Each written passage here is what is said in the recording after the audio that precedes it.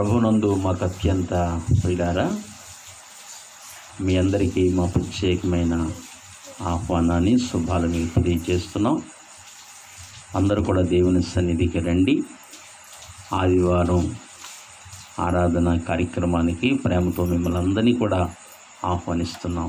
అందరూ దేవుని సన్నిధికి రండి, దేవుని సన్నిధిలో కూర్చోండి. దేవుని మందిరంలో ఎలాగైతే మనం కూర్చుంటున్నామో అలా కూర్చోవాలి. దేవుని ఎడల భయం కలిగి, భక్తి కలిగి, ఆయన యొక్క ఆశీర్వాదముల కొరకు మనం దేవుని సన్నిధిలో మనం కూడుకోవాలి. కనుక అందరూ దేవుని సన్నిధిలో ఉండండి. పిల్లలు, పెద్దలు అందరూ కూడా దేవుని సన్నిధిలో కూర్చోవాలి.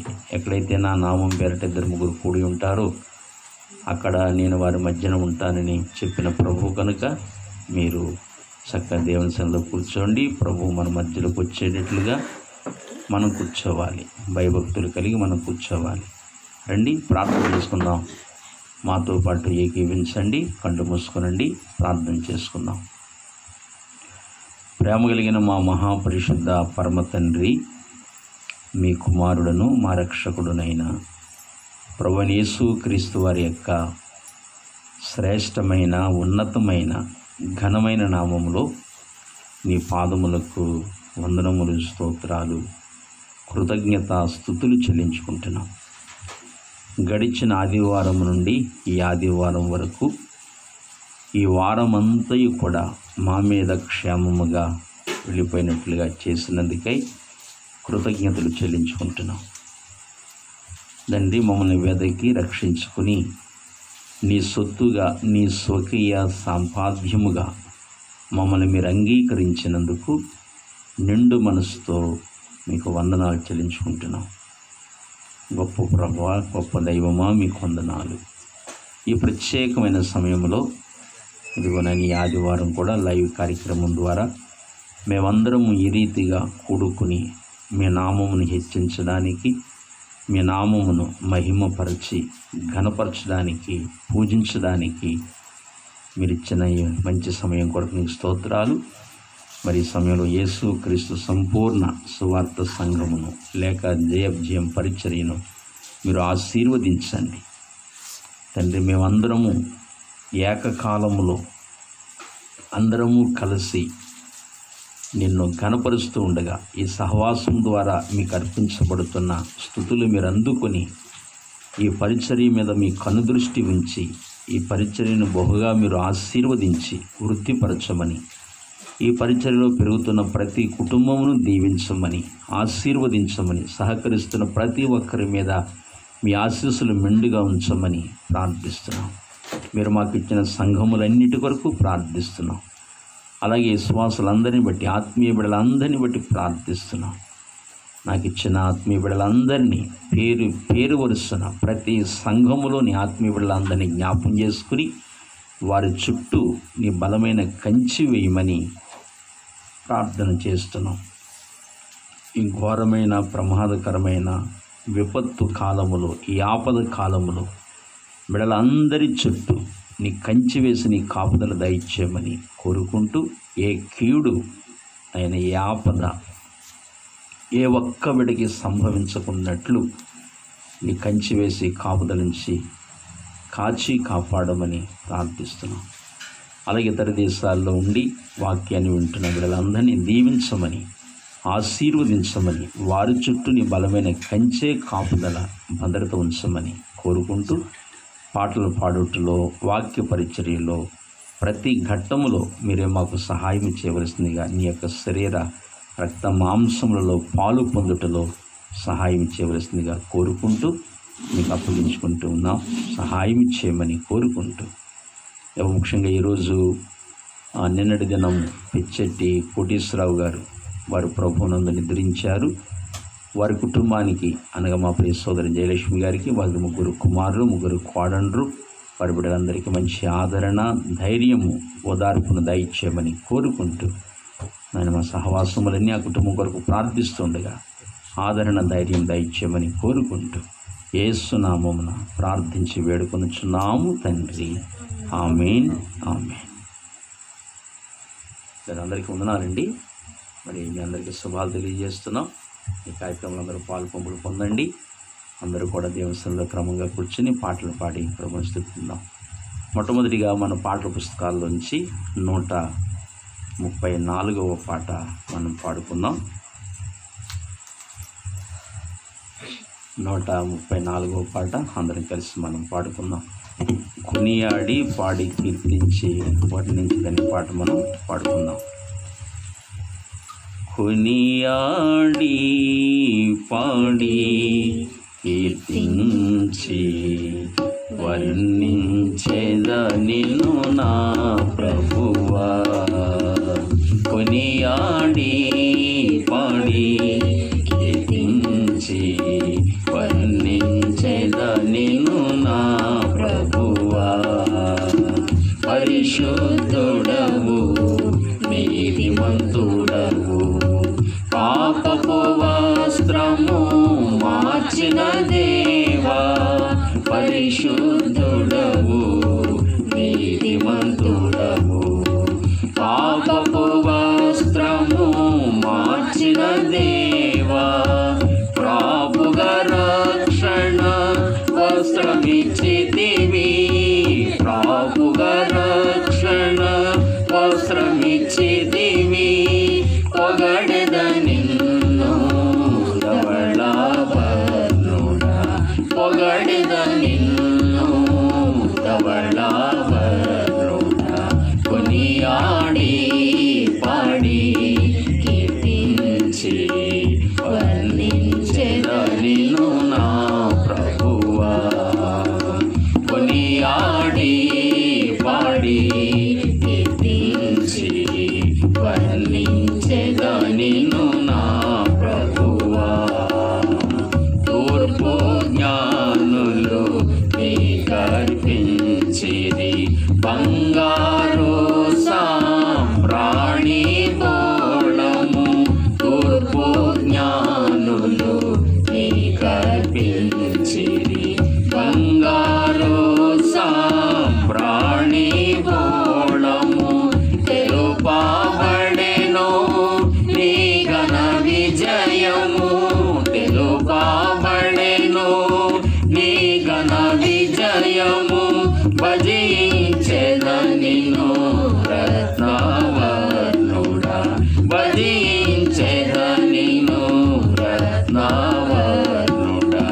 కొనియాడి పాడి కీర్తించి వర్ణించెదనిను నా ప్రభువా.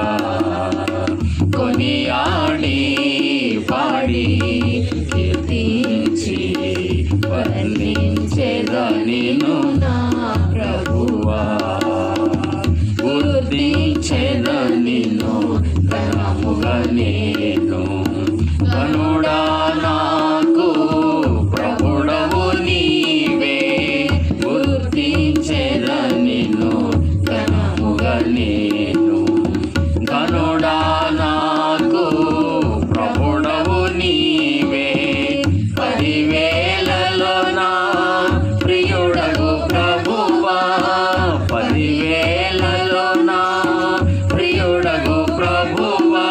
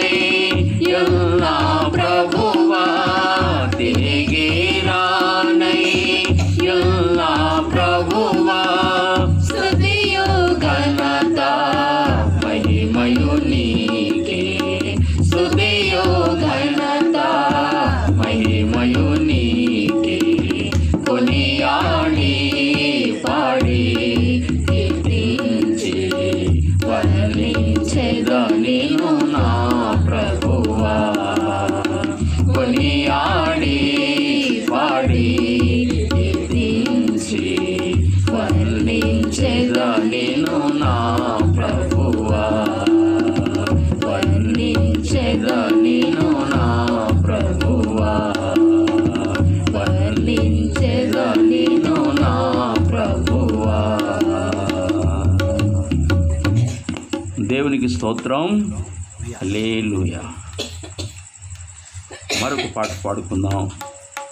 390వ పాట పాడుకుందాం. పాత పుస్తకాల్లో 337, కొత్త పుస్తకాల్లో 390. సోదరుడా పాపక్షమకై వేడుమా ప్రభు యేసుని అనే పాట మనందరం కలిసి పాడుకుందాం. మాతో పాటు అందరూ కలిసి ప్రభువుని స్తుతించండి.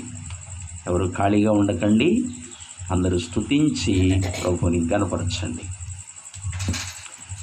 సోదరుడా పాపక్షమకై వేడుమా ప్రభు యేసుని, సోదరుడా పాపక్షమకై వేడుమా ప్రభు యేసుని. యేసుని రాజ్యము సమయము వచ్చెను, యేసుని రాజ్యము సమయము వచ్చెను. రక్షణను పొందేదావు నీవు విశ్వసించిన, నీవు విశ్వసించిన. రక్షణను పొందేదావు నీవు విశ్వసించిన, నీవు విశ్వసించిన.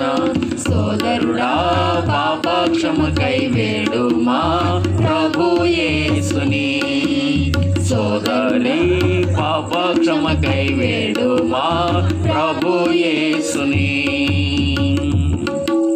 మనుజ రూపము ధారించి స్వర్గము దిగి వచ్చెను, మనుజ రూపము ధారించి స్వర్గము దిగి వచ్చెను. తనదో రక్తము ద్వారానే పాప బంధము తుంచెను, పాప బంధము తుంచెను. తనదో రక్తము ద్వారానే పాప బంధము తుంచెను, పాప బంధము తుంచెను. సోదరుడా పాపక్షమకై వేడుమా ప్రభు యేసుని, సోదరి పాపక్షమకై వేడుమా ప్రభు యేసుని. కలువరిలోని సిలువలో ప్రాణము నర్పించెను, కలువరిలోని సిలువలో ప్రాణము నర్పించెను. ఎల్లారి పాపములకై తనదు రక్తము కార్చెను, తనదు రక్తము కార్చెను. ఎల్లారి పాపములకై తనదు రక్తము కార్చెను, తనదు రక్తము కార్చెను. సోదరుడా పాపక్షమకై వేడుమా ప్రభు యేసుని, సోదరి పాపక్షమకై వేడుమా ప్రభు యేసుని. సమయము లేదు సోదరా త్వరపడి రమ్ము వేగమే, సమయము లేదు సోదరా త్వరపడి రమ్ము వేగమే. సువార్తను విశ్వసించి రక్షణను పొందుము, రక్షణను పొందుము. సువార్తను విశ్వసించి రక్షణను పొందుము, రక్షణను పొందుము. సోదరుడా పాపక్షమకై వేడుమా ప్రభు యేసుని, సోదరి పాపక్షమకై వేడుమా ప్రభు యేసుని. పాప సాగరమునందు ఎంతకాలముందువు, పాప సాగరమునందు ఎంతకాలముందువు.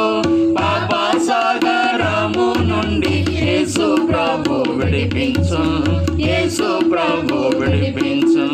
పాప సాగరము నుండి యేసు ప్రభు విడిపించు, యేసు ప్రభు విడిపించు. సోదరుడా పాపక్షమకై వేడుమా ప్రభు యేసుని, సోదరి పాపక్షమకై వేడుమా ప్రభు యేసుని. దేవునికి మహిమ కలుగును గాక. ఆమేన్. ప్రభునందు మాకు అత్యంత ప్రియులారా, దేవుని వాక్యములోకి మనం ప్రవేశిద్దాం. పోయిన వారం అంత్యకాల సంభవాలు అనే విషయాన్ని గురించి మనం జ్ఞాపం చేసుకున్నాం. అనగా 7 బూరల గురించి మనం జ్ఞాపం చేసుకున్నాం. అంత్యకాలములో జరుగుతున్న సంగతులు. కాలము సమీపమైంది, ప్రభు త్వరలో రాబోతున్నారు. ఈ పరిస్థితులన్నీ ముందుగానే మనకి తెలియాలి. యేసు ప్రభు వారి సంగతులన్నీ మన కొరకు వ్రాయించారు. సంఘము ఎట్లా సిద్ధపడాలి, ఆయన రాకడలో ఎలా ఎత్తబడాలి, మనం భూమి మీద అంత్యకాలంలో జరుగుతున్న సంభవాల్ని మనం ఎలా ఎదుర్కోవాలి, ఎలా సిద్ధపడాలి, మెంటల్గా మనం ఎట్లా ప్రిపేర్ అయి ఉండాలి అనే విషయాలన్నీ కూడా ముందుగానే దేవుడు సార్వత్రిక సంఘాన్ని ప్రేమించి ఎంతో స్పష్టంగా ఈ విషయాలన్నీ కూడా దైవ గ్రంథంలో వ్రాయించి ఉంచారు. మరి సమయం సమీపించింది కనుక మనం ఈ సంగతులని జ్ఞాపకం చేసుకోవాలి. యేసు ప్రభు రక్షకుడని మనకు అర్థమైంది. ఆయన రాకడ కొరకు మనం సిద్ధపడుతున్నాం. మనం ఆయన రాకడలో ఈ భూమి మీద జరుగుతున్న పరిస్థితులు, ఆయన రాకడకు ముందు భూమి మీద జరుగుతున్న సంభవాలు, మనం లేఖనాల్లో వ్రాసిన సంగతులు మనం తెలుసుకొని తగిన రీతిగా మనం సిద్ధపడాలి. పోయిన వారం 7 బూరల గురించి మనం మాట్లాడుకున్నాం. 7 సంభవాలు ఎట్లా జరుగుతాయో మనం జ్ఞాపం చేసుకున్నాం. కనుక ఒక్కొక్క బూర ఊదినప్పుడు భూమి మీద కొన్ని సంభవాలు జరుగుతూ వచ్చినవి. అప్పుడు ఆ సంభవాలను బట్టి పరలోకంలో ఎన్నో బూర ఊదబడుతుందో మనం ఇట్టే పసిగట్టవచ్చు, గమనించవచ్చని పోయిన వారం మీకు జ్ఞాపం చేశాను. ఈ మెసేజ్ నెట్లో ఉంటుంది, మనం చక్కగా ఎప్పుడైనా వినొచ్చు ఈ మెసేజ్లు. ఏమండి, రెండవది ఈ వారం కూడా అంత్యకాలములో జరగబోయే సంభవాలు మరొకటి జ్ఞాపం చేస్తాను. శ్రద్ధగా దేవుని వాక్యాన్ని శ్రద్ధగా వినండి. మరి గమనిస్తూ జాగ్రత్తగా వినవలసిందిగా మనం చేస్తుంది. యెహెజ్కేలు గ్రంథము 38వ అధ్యాయము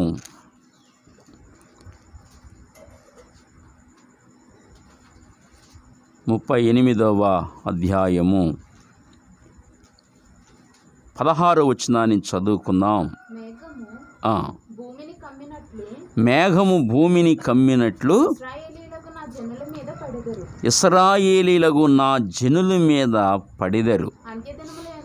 అంచె దినముల యందు అది సంభవించును. చూడండి, అంచె దినముల యందు అది సంభవించును. ఆ మాట మెన్షన్ చేయాలి మనం. అంత్య దినముల యందు అది సంభవించును. అన్యజనులు నన్ను తెలుసుకొనున్నట్లు నిన్ను బట్టి వారి ఎదుట నన్ను నేను పరిశుద్ధపరుచుకొను సమయమున గోగు నేను నా దేశం మీదకి నిన్ను రప్పించెదను. ఆ వచనాన్ని జాగ్రత్తగా పరిశీలన చేస్తే ఏం కనబడుతుందంటే, మేఘము భూమిని కమ్మునట్లు ఇశ్రాయేలీలకు నా జనుల మీద పడెదరు. అది మేఘము ఎట్లయితే భూమిని కమ్ముతుందో, ఆయన అంతరిక్షంలో మేఘము కింద భూభాగాన్ని కమ్మినప్పుడు పైన మేఘం ఎలాగ ఆవరించి ఉంటుందో ఆ విధముగా మరి తన ప్రజలైన ఇశ్రాయేలీల మీద పడతారట శత్రువులు.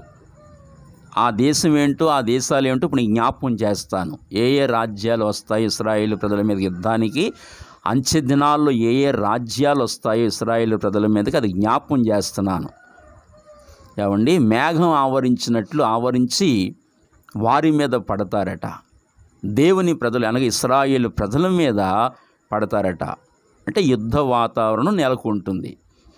ఈ యుద్ధం ఎప్పుడు జరుగుతుంది అంటే అంచె దినాలలో సంభవిస్తుందట. ఏ దినాలు? అదో చెప్పండి. అంచె దినాలు. ఇప్పుడు మనం ఏ దినాల్లో ఉన్నాం? అంచె దినాల్లో ఉన్నాం. అంచె దినాల్లో ఆ యుద్ధము సంభవిస్తుందట. ఇంతగా ఆ యుద్ధం ఎందుకు సంభవిస్తుంది అది కూడా రాశాడు అక్కడ. చదవండి. అన్యజనులు నన్ను తెలుసుకొనున్నట్లు సరే, అన్యజనులు నన్ను తెలుసుకోవాలి యుద్ధము ద్వారా.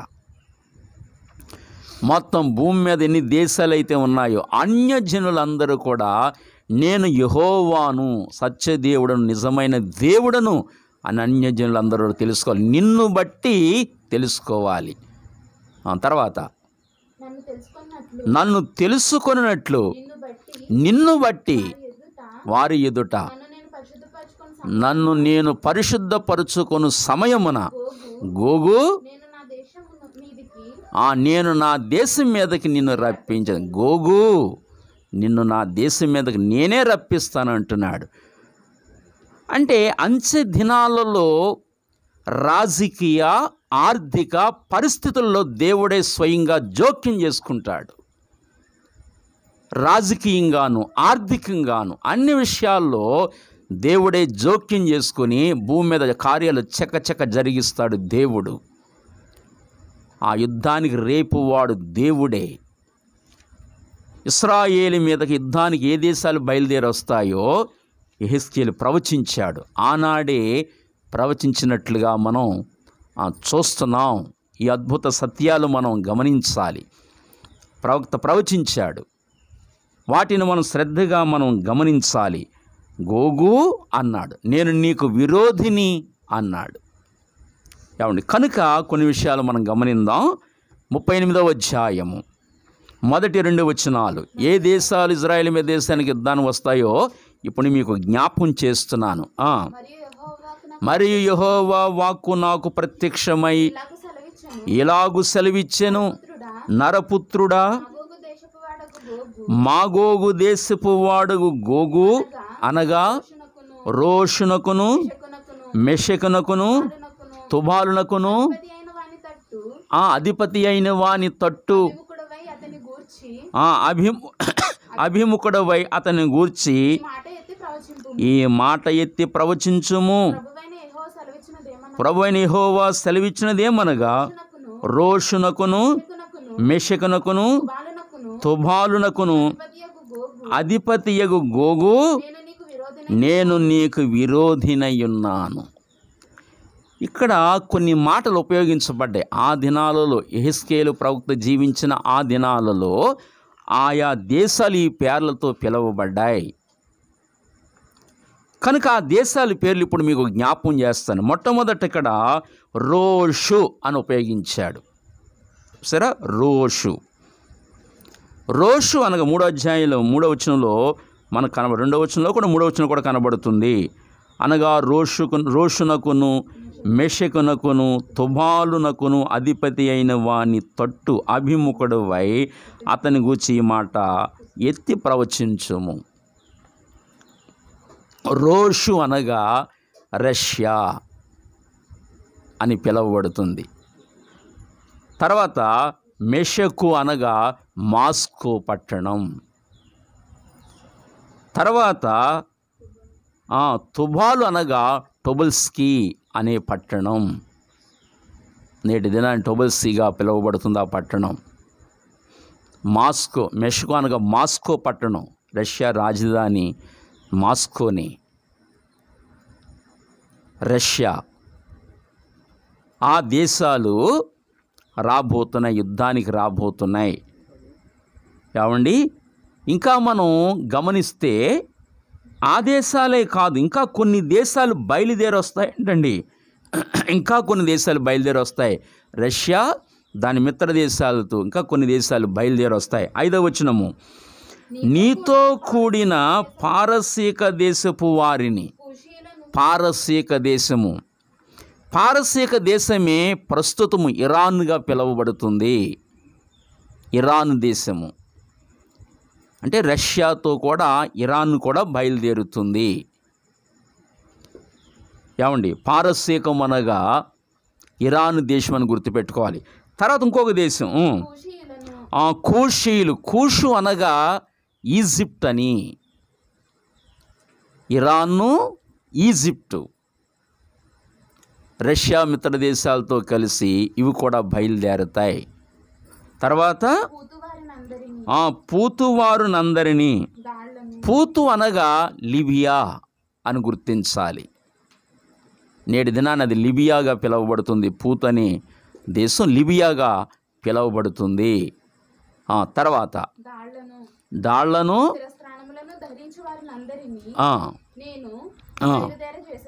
బయలుదేర చేసేదను, గోమెరును అతని సైన్యమంతయును.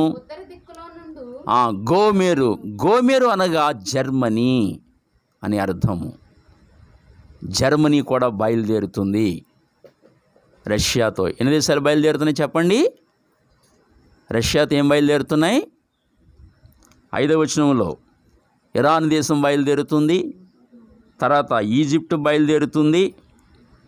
ఆ తర్వాత 6వ వచనం చూస్తే గోమెర్ అనే దేశం అంటే జర్మనీ దేశం బయలుదేరుతుంది కదా. తర్వాత తొగర్మా. ఈ తొగర్మా అనగా అర్థం ఏమిటంటే, మనం గమనిస్తే ప్రభునందు పిల్లారా, ఈ తొగర్మ ఏంటంటే, ఈ తొగర్మ అనేవాడు గోమెరు దేశం యొక్క ప్రజల యొక్క మూల పురుషుడు యొక్క గోమెరు కుమారుడు. గోమెరు దేశము యొక్క ప్రజలకు మూల పురుషుడు ఎవరంటే గోమెరు. ఆ గోమెరు యొక్క కుమారుడే తొగర్మ. అంటే ఈ తొగర్మని గోమెరు అని ఏం చెప్పుకున్నాం? జర్మనీ. అంటే జర్మనీ దేశాల ఒక పొరుగు దేశం ఇది, ఈ తొగర్మ అనేది. తొగర్మ అంటే జర్మనీ దేశ పొరుగు దేశాల్లో ఒక దేశం అయి ఉండాలి ఇది, ఈ తొగర్మ అనేది. అర్థమవుతుందా? తొగర్మ. ఆ తర్వాత అతని సైన్యమును నీతో కూడా వచ్చును. ఏమండి, ఇన్ని దేశాలు యుద్ధానికి బయలుదేరుతాయి. జర్మనీ, లిబియా, తొగర్మ, తర్వాత ఇరాను, తర్వాత ఈజిప్టు, తర్వాత జర్మనీ చెప్పాను కదా. ఈ దేశాలన్నీ కలిసి తర్వాత రష్యా, టొబల్స్కీ, మాస్కో, రష్యా రాజధాని మాస్కో, ఇవన్నీ కలిసి యుద్ధానికి బయలుదేరుతాయి. ఇస్రాయేలు దేశం మీదకి యుద్ధానికి బయలుదేరుతాయి. ఇవన్నీ కలిసి ఏ దేశం మీదకి బయలుదేరి వస్తాయో కూడా లేఖనం చెప్పేసింది. ఇక్కడ ఇందాక చదివాం, 8వ వచనంలో కూడా చెప్పేశాడు తేటగా. చూడండి, చాలా దినములైన తర్వాత నీవు శిక్ష నొందుదువు, సంవత్సరముల అంతములో నీవు ఖడ్గము నుండి తప్పించుకొని సరే ఆయా జనములలో చెదరిపోయి ఎడతెగక పాడుగా ఉన్న ఇశ్రాయేలు పర్వతముల మీద నివసించుటకై అది మరలా సమకూర్చబడిన జనుల యొద్దకును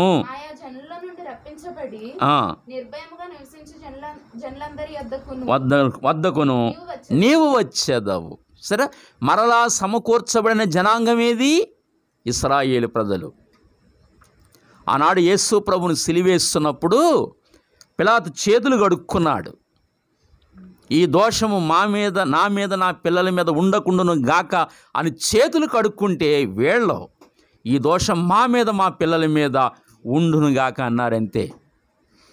అలాగ అన్నందుకు నా దోషం వాళ్ళని 1900 సంవత్సరాలు తరిమింది అన్ని దేశాల్లోకి వాళ్ళని. అందుకని యూదులు 1900 సంవత్సరాలు అన్ని దేశాలకి చెదరగొట్టబడ్డారు. అది శాపం. అది చెదరగొట్టబడిన తర్వాత మళ్ళీ 1947వ సంవత్సరం వాళ్ళకి స్వాతంత్ర్యం వచ్చింది. అప్పుడు ఓ పక్కన ఇజ్రాయెల్ దేశంగా, పాలస్తీనా పక్కని ఒక ఇజ్రాయెల్ దేశంగా రూపొందించబడి మొత్తం ప్రపంచంలో యూదులందరూ మళ్ళీ తిరిగి రావడం ప్రారంభించారు. మొత్తం అన్ని దేశాల నుంచి ప్రజలు వచ్చి ఇప్పుడు అక్కడ ఇజ్రాయెల్ దేశంగా స్థిరపడి ఇప్పుడు అన్ని విషయాల్లో ఉన్నత స్థితిలో ఉన్నారు. మేము కూడా వెళ్ళి చూసి వచ్చాం. చాలా చిన్న దేశం అది. ఒక 40 లక్షల ప్రజలు కలిగిన చిన్న దేశం. ఒక హైదరాబాద్ సిటీలో ఎంత జనాభా అయితే ఉందో అంత జనాభా కలిగిన దేశం. మన పశ్చిమ గోదావరి జిల్లాలో ఒక జిల్లా అంత ఉంటుందేమో ఆ దేశం, అంతే. చాలా చిన్న కంట్రీ, చాలా చిన్న దేశం. కానీ చాలా చిన్న దేశమే కానీ ఇవాళ అన్ని రంగాల్లో చాలా అభివృద్ధిలో ఉంది. ఈనాడు వ్యవసాయ రంగంలో అభివృద్ధిలో ఉంది, పశువుల రంగంలో మంచి అభివృద్ధిలో ఉంది, అన్ని విషయాలు టెక్నాలజీలో చాలా అభివృద్ధిలో ఉంది. తర్వాత యుద్ధ సంబంధించిన ఆ యొక్క అణు ఆయుధాలని కనుగొనడంలో చాలా ముందంజలో ఉంది. అన్ని విషయాలు చాలా ముందులో ఉంది. చిన్న దేశం చరిత్ర మనం ఆలోచన చేస్తే గత కాలంలో జరిగిన యుద్ధాల్లో చిన్న దేశం ఘన విజయాన్ని సాధించింది. ఇవాళ అన్ని రంగాల్లో చాలా ఉన్నతమైన స్థితిలో దూసుకుని వెళ్ళిపోతుంది. దీనికి కారణం దేవుని యొక్క దీవెన. అసలు యూదులు ప్రపంచ మేధావులను గిన్నిస్ రికార్డు. ఏమండి,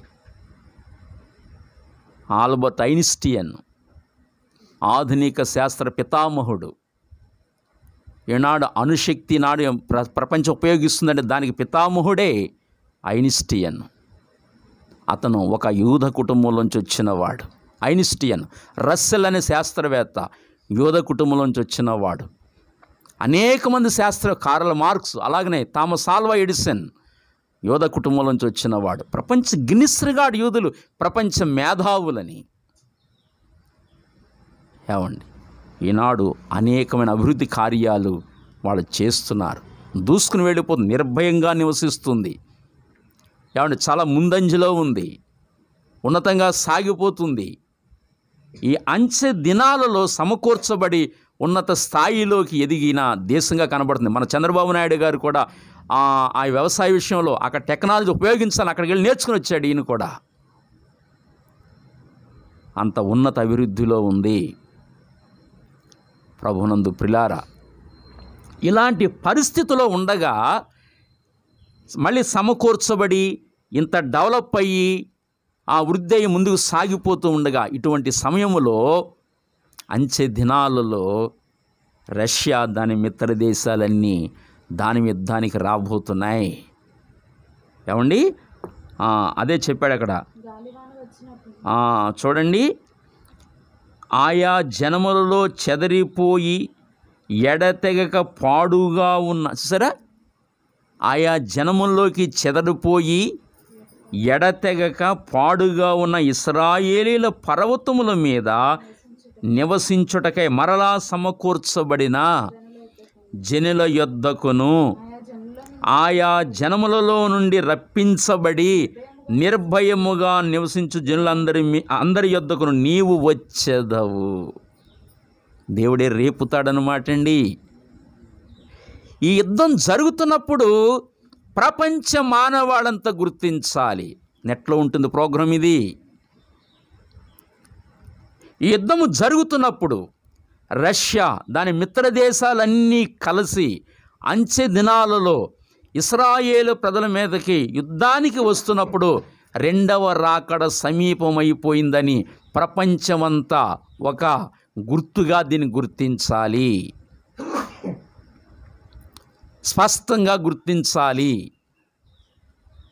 అంచె దినాలలో సంభవించబోయే ఇది ఒక సంఘటన, ఇది ఒక సంభవము. ప్రభుని రాకడ సమీపమని గుర్తించడానికి ఇదొక సంభవము. మన పిల్లలు జాగ్రత్తగా విషయాలు గమనించాలి. ఒకవేళ రాకడకు పూర్ణాయుష్ ఉంటే మనం కూడా చూస్తాం, ఎత్తబడతాం, ఈ సంభవాలు చూస్తాం. ఒకవేళ మనం కాలాన్ని ముగిస్తే మన పిల్లలు ఖచ్చితంగా చూస్తారు.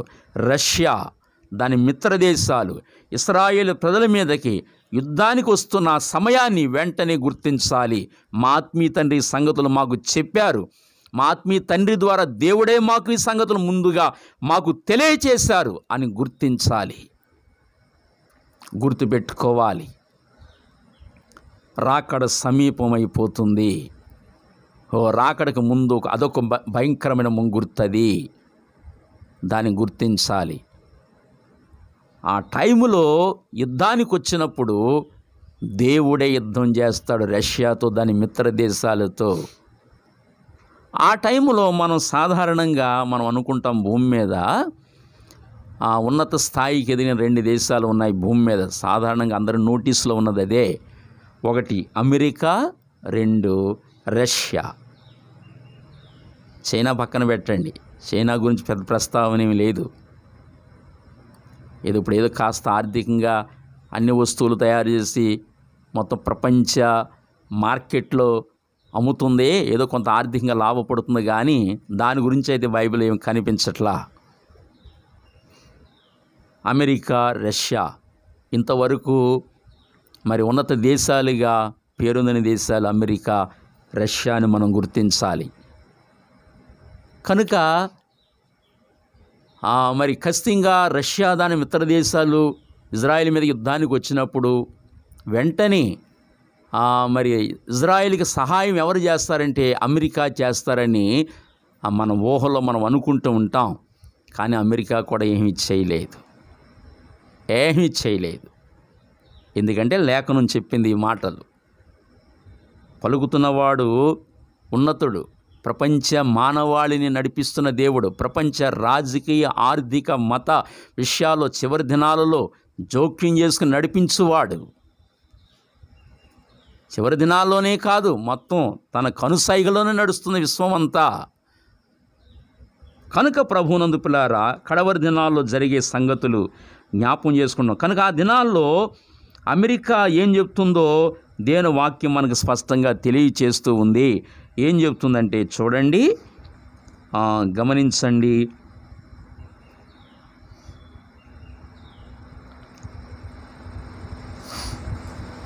దయవుంచి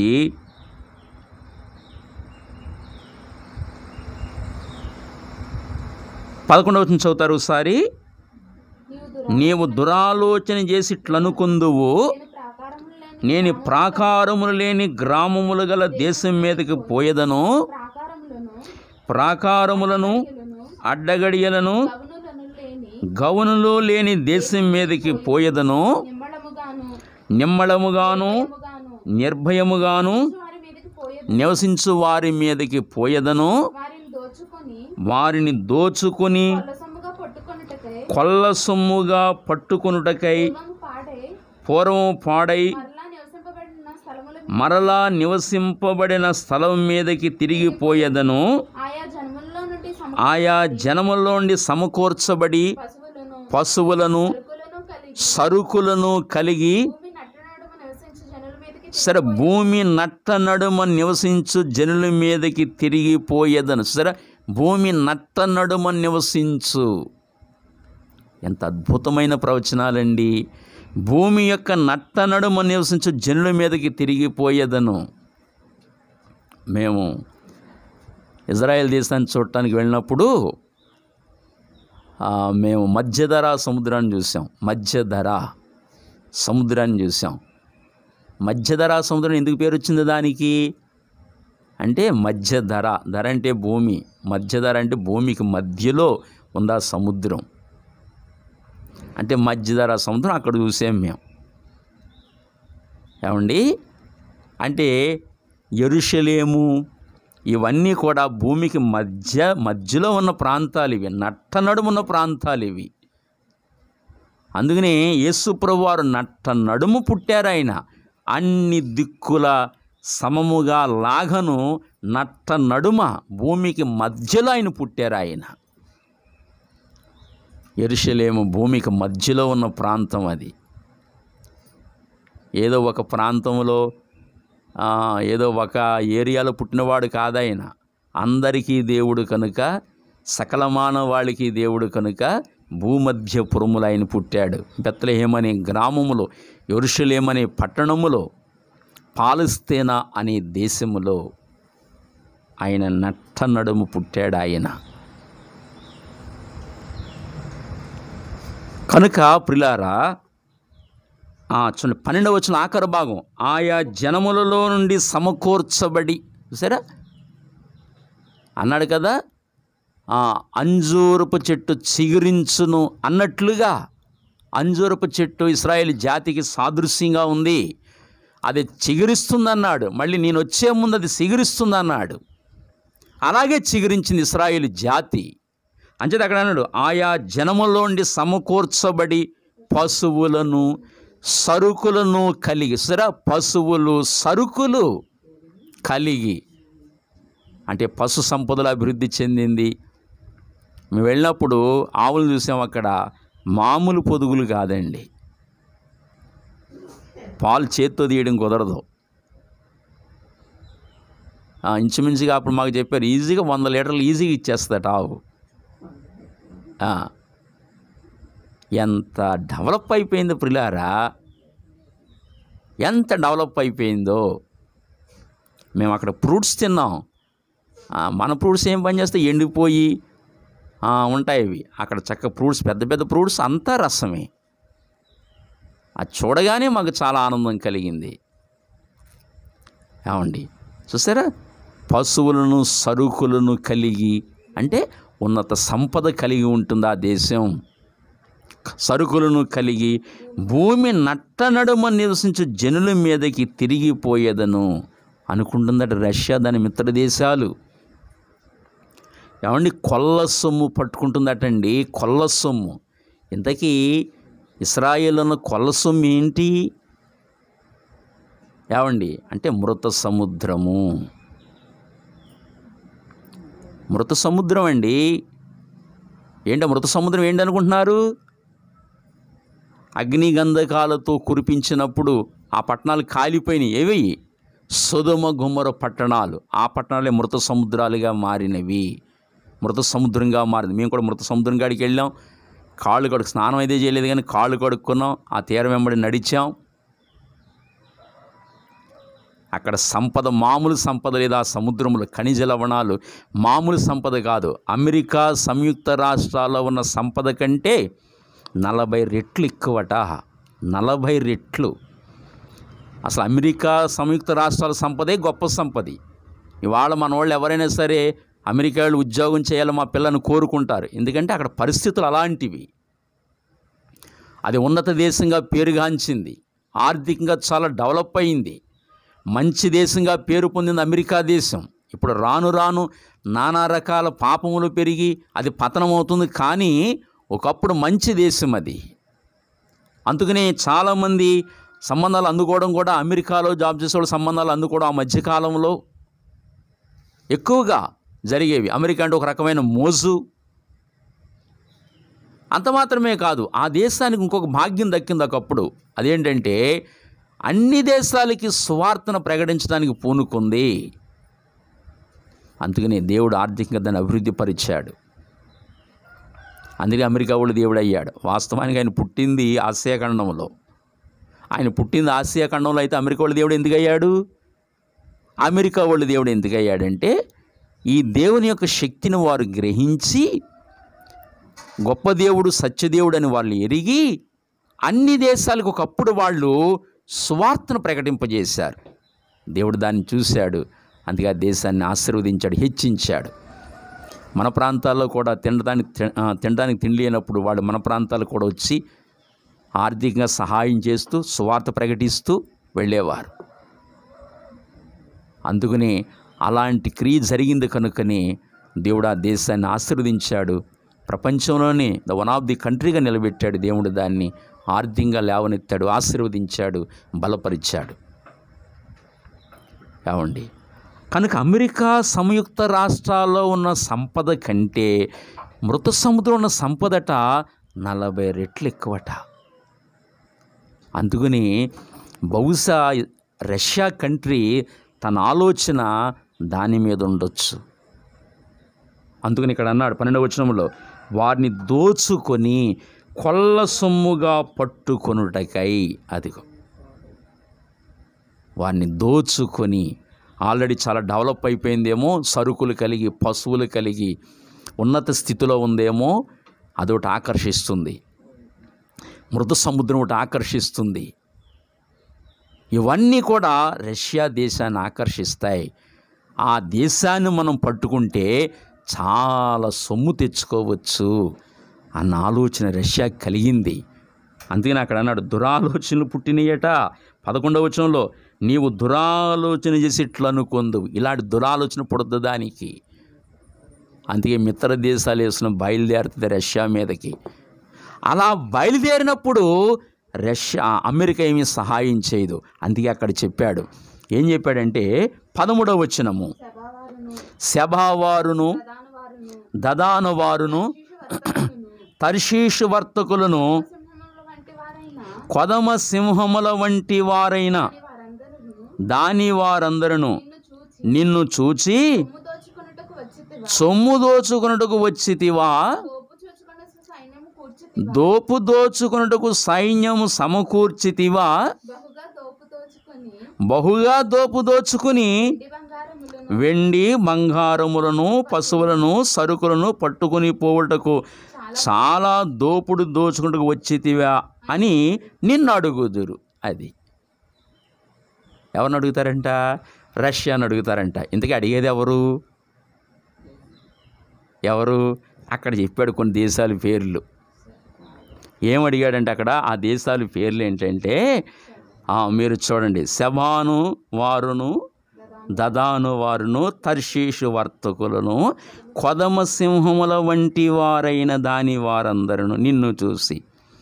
ఇక్కడ తర్షీషు అనగా అర్థం ఏంటి చెప్పనా? గ్రేట్ బ్రిటన్ అని అర్థం.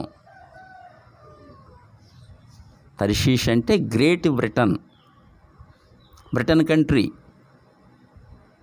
నేటి దినాన్ని దాని పేరు బ్రిటన్ కంట్రీ అని పేరు, తర్షీషు. అర్థమవుతుందా ప్రియులారా? ఇక్కడ తర్షీషు వర్తకులను కొదమ సింహముల వంటి వారైన దాని వారందరూ అన్నాడు. కొదమ సింహముల వంటి వారైన. ప్రతి దేశానికి జంతువులకు చిహ్నం ఉంటుంది కనుక ఇక్కడ బ్రిటన్ యొక్క ఆ చిహ్నం ఏంటో తెలుసునా? సింహము, ఆడ సింహము. ఇండియా చిహ్నం చెప్పండి, ఇండియా చిహ్నం ఏంటి? 3 సింహముల బొమ్మ. పక్షిలో నెమలి,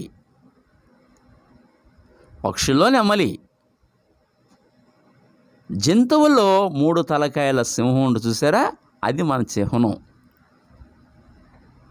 అలాగే బ్రిటన్ది ఆడసింహం అన్నమాట అండి. అర్థమవుతుందా? కొదమ సింహాలుగా పిల్ల సింహాలని అర్థం. కొదమ సింహాలు అంటే పిల్ల సింహాలని అర్థం. ఇక్కడ మనం గమనించవలసిన విషయం ఏంటంటే తర్షీషు ఒక తల్లి సింహం లాంటిది. అంటే బ్రిటన్ యొక్క అధికార పరిధి నుండి లేక బ్రిటన్ యొక్క ఆ అధికారం వచ్చిన దేశమే అమెరికా సంయుక్త రాష్ట్రాలు. బ్రిటన్ యొక్క అధికార పరిధి నుండి వచ్చిన దేశమే అమెరికా సంయుక్త రాష్ట్రాలు. బ్రిటన్ తల్లి సింహం, దాని పిల్లలు ఎవరంటే బ్రిటన్ యొక్క పిల్లలు ఎవరంటే అమెరికా సంయుక్త రాష్ట్రాలు. అందుకని దాని కొదమ సింహాలు అన్నాడు. అర్థమవుతుందా? కనుక బ్రిటను అమెరికా సంయుక్త రాష్ట్రాలు దాంట్లోంచి వచ్చినవే అవి. అంచేత అక్కడ చెప్పిన మాట ఏంటంటే కొదమ సింహాల వంటి వారైన దాని వారందరూ, దేని వారు? తర్షీషు వారందరూ. అంటే తర్షీషు బ్రిటన్ తల్లి లాంటిది, దాని సింహం ఆడసింహం. కొదమ సింహం అంటే పిల్లలు. అంటే తర్షీషు నుంచి అంటే బ్రిటన్ నుంచి వచ్చిన ఏంటంటే అమెరికా సంయుక్త రాష్ట్రాలు. అర్థమవుతుందా? అంచేత అక్కడ తర్షీషు వర్తకులను కొదమ సింహముల వంటి వారైన దాని వారందరూ నిన్ను చూచి సొమ్ము దోచుకున్నట్టుకు వచ్చితివా, దోపుడు దోచుకున్నట్టుకు సైన్యమును సమకూర్చితివా, బహుగా దోపు దోచుకుని వెండి బంగారములను పశువులను సరుకులను పట్టుకుని పోవుటకు చాలా దోపుడు దోచుకుని వచ్చేదివా అని నిన్ను అడుగుదురు. అంటే అమెరికా దాని సంయుక్త రాష్ట్రాలు ఇవన్నీ అడుగుతాయంట. ఏమని అడుగుతాయంటే దోచుకుంటానికి వచ్చేదివా అని అడుగుతాయంట. అంటే ఇప్పుడు నేటి దినాన్ని దాని అర్థం ఏమిటంటే వార్తాపత్రికలు ఖండిస్తారు. అది ఈ చర్య మంచిది కాదని ఖండిస్తారు. అది దోచుకుంటానికి వచ్చామని ఖండిస్తారు, అడుగుతారు అంతే. దేన్ని? రష్యాని దాని మిత్రదేశంలో అడుగుతారంటే వార్తాపత్రికలో ఈ చర్యని ఖండిస్తారు. అది అక్కడ జరిగే విషయం. ఇంకా అమెరికా అంతకు మించి ఏమీ చేయదు. దేవుడు ఎంత గొప్పవాడండి! ఎన్ని గొప్ప లేఖనాలు రాయించి ఇచ్చాడండి మనకి.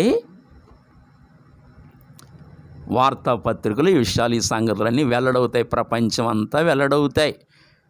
వేదికల మీద ఖండిస్తూ ఉంటారు ఈ చర్యని వాళ్ళు. బ్రిటన్, దాని అమెరికా, దాని ఆ పిల్ల సింహాలైన అమెరికా సంయుక్త రాష్ట్రాలు ఇవన్నీ కూడా ఖండిస్తూ ఉంటాయి. అంతే, వార్తాపత్రికలో వేదికల మీద ఖండించి మాట్లాడుతూ ఉంటాయి. నిరసన వ్యక్తం చేస్తున్నాం అని ఖండిస్తూ ఉంటారు. అంతే వాళ్ళు చేసే పని. మరి ఇప్పుడు చిన్న దేశమైన ఇశ్రాయేలు దేశానికి దిక్కెవరు? అమెరికా చేతులు కడుక్కుంటుంది, చేతులు దులుపుకుంటుంది. ఇప్పుడు మరి ఇంత చిన్న దేశానికి దిక్కెవరు అంటే ఇప్పుడు దేవుడే దిక్కు. ఎందుకో చెప్పనా? ప్రపంచ మానవాళి తెలుసుకోవాలి, నేను యెహోవానని. వాళ్ళు నా ప్రజలు నేను కాచుకుంటున్నాను, నేను యెహోవాను అని ప్రపంచ ప్రజలు తెలుసుకోవాలి. ఇప్పుడు అంత్యములో జరిగించబోతున్నాడు ఈ సంఘటన. ఇశ్రాయేలు నా ప్రజలు, నేను వాళ్ళు ఏర్పరచుకున్నాను, నేను అందులోంచి వచ్చాను రక్షకుడిగా, వాళ్ళు నా ప్రజలు. ఇప్పుడు నేను కాచుకుంటాను. చిన్న దేశం మీదకి రష్యా, దాని మిత్రదేశాలు ఇంత గొప్ప సైన్యాన్ని సమకూర్చుని వచ్చినప్పుడు అమెరికా ఏమీ చేయలేదు, మిత్రదేశాలు ఏమీ చేయలేవు. కానీ ఇదిగో నేను కాపాడుతున్నా దేశాన్ని అని చెప్పి దేవుడు మాట్లాడుతున్నాడు. మరి ఇప్పుడు దేవుడే స్వయంగా పూనుకొని యుద్ధం చేస్తాడండి. యెహెజ్కేలు గ్రంథము 38వ అధ్యాయం 18వ వచనము, 38, 18. ఆ దినమున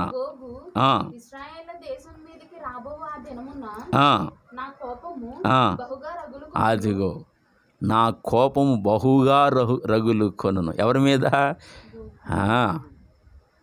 రష్యా, దాని మిత్ర దేశాల మీద.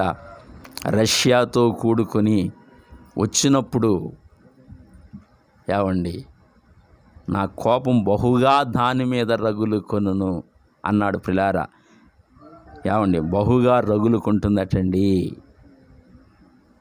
ఇదంతా ఎందుకు చేస్తారు చెప్పిన? అన్యజనులందరూ నన్ను తెలుసుకున్నట్లని ఎక్కడన్నాడు? 16వ వచనములో కదా, అంచెదినముల యందు అది సంభవించును, అన్యజనులు నన్ను తెలుసుకొనున్నట్లు నిన్ను బట్టి వారి ఎదుట నన్ను నేను పరిశుద్ధపరుచుకొను సమయమున గోగు నేను నా దేశము మీదకి నిన్ను రప్పించేదను. దేవుడే స్వయంగా పూనుకుని దాన్ని నడిపిస్తున్నాడు. దేవుడు మహిమ తెచ్చుకుంటాడు. దేవుడు తన గొప్పతనాన్ని, తన మహిమను, తన శక్తిని చాటుకుంటాడు. అన్యజనులందరూ తెలుసుకుంటారు యెహోవాయే దేవుడని తెలుసుకుంటారు.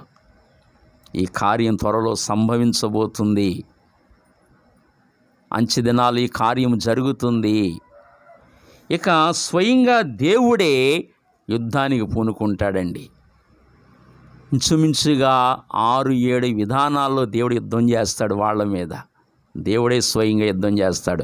అవి చకచకా చదివించేసి మిమ్మల్ని బలలోకి నడిపిస్తాను. మీ విశ్వాసాన్ని బలపరచడానికి, అంచె దినాలు జరిగే సంభవాలు తెలుసుకోవడానికి, మనం మంచిగా సిద్ధపడడానికి ఈ విషయాలు మనం నేర్చుకుంటున్నాం.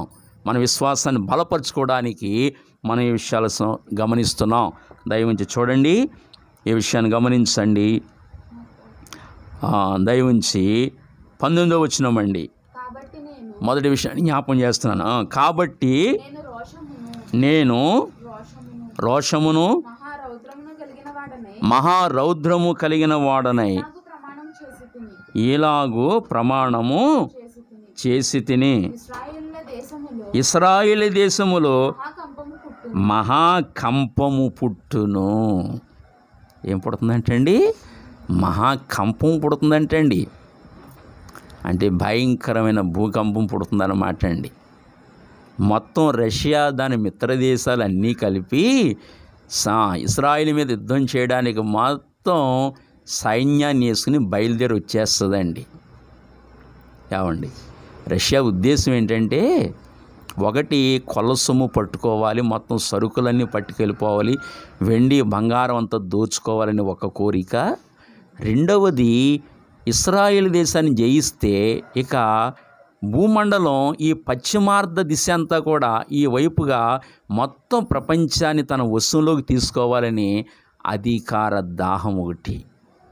ఇశ్రాయేల్ని గెలిస్తే మొత్తం ఈ పక్కంతా జయించవచ్చు అనేది ఒక అధికార వాంఛ తనకి. ఒకటి కొల సొమ్ము పట్టుకోవాలని, రెండు ప్రపంచాన్ని తన గుప్పెట్లోకి తెచ్చుకోవాలని ఆధిపత్య పోరన్నమాట అండి. అందుచేత ఆ విధంగా యుద్ధానికి, ఆ కారణాలను బట్టి యుద్ధానికి వస్తుంది. అప్పుడు దేవుడే స్వయంగా యుద్ధం చేస్తున్నాడు. చూడండి, మహాకంపం పుట్టునన్నాడు కదా. ఇంకా కొన్ని విషయాలు మనం చదవచ్చండి. సముద్రపు చేపలను, ఆకాశ పక్షులను, భూజంతువులను, భూమి మీద ప్రాకు పురుగులన్నీయు, భూమి మీద నుండి నరులందరూ నాకు భయపడి వణుకుదురు. పర్వతములు నాశనమగును, కొండపేటులు పడును, గోడలన్నీయు నేలపడును. ఇవన్నీ ఎప్పుడు జరుగుతాయండి? ప్రజలందరూ నాకు భయపడతారు, నన్ను తెలుసుకుంటారు అంటున్నాడు. ఎప్పుడు తెలుసుకుంటారు, ఎప్పుడు భయపడతారు అంటే మహాభూకంపం రావాలి. మహాభూకంపం వచ్చినప్పుడు ఏం జరుగుతుందంటే అండి, ఏం జరుగుతుంది అక్కడ చూడండి, ఏం జరుగుతుందంటే అక్కడ పర్వతములు నాశనమగును. పర్వతాలు ఎప్పుడు నాశనం అవుతాయి? వరదలు వచ్చినప్పుడా, తుఫాన్లు వచ్చినప్పుడా? కాదు. పర్వతాలు ఎప్పుడు కదులుతాయంటే మహాకంపము కలిగినప్పుడు, అంటే భూకంపము కలిగినప్పుడు. సామాన్యమైన భూకంపం కాదండి, మహాభూకంపము కలుగుతుందటండి. ఏమండి, మహాభూకంపము కలుగును, కొండపేటులు పడును, తర్వాత గోడలన్నీ నేలపడును.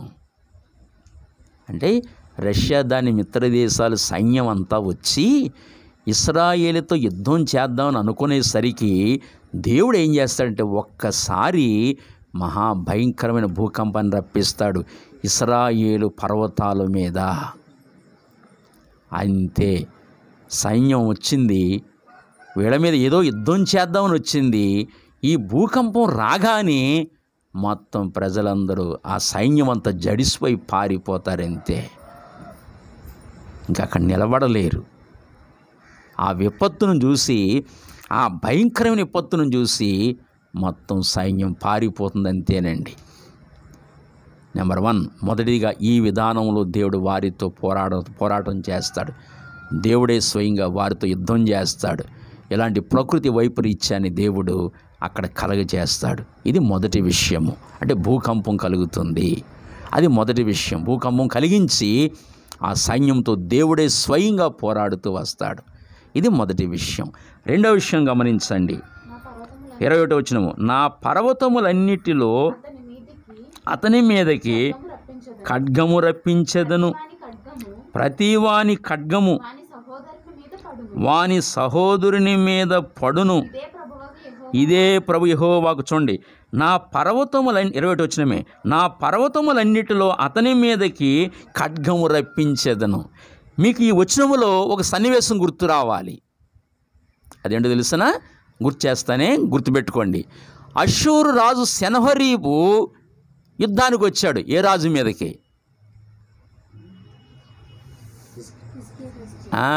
చాలా తొందరగా వెలిగింది, చాలా తొందరగా వెలిగింది. ఏ రాజు మీదకి?